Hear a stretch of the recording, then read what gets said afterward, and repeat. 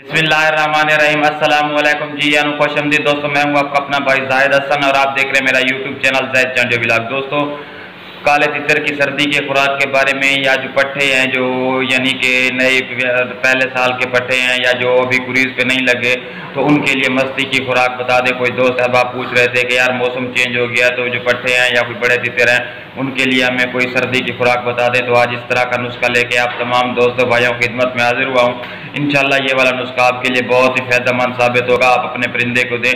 अगर आपका पट्टा कुरीज वगैरह पे नहीं लगे हुए तो ये खुराक आपने उनको देनी है। इंशाल्लाह आपका तितर मस्ती भी करेगा और सर्दी के लिए ये भी बहुत अहम खुराक है।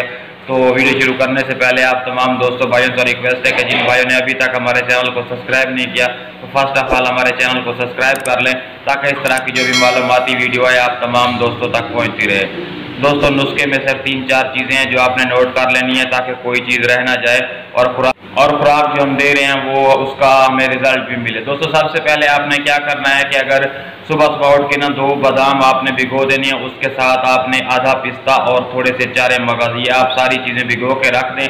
शाम के वक्त आप क्या करें, इनको ना 10-15 मिनट पहले निकाल के खुशक कर लें। खुशक करने के बाद आपने इनको रगड़ के पाउडर बना लेना है, ठीक है। और पाउडर बनाने के बाद आपने बकरी का दूध लेना है। बकरी का नहीं मिले तो गाय या भैंस का इस्तेमाल कर सकते हैं, लेकिन कोशिश करें बकरी का दूध हो।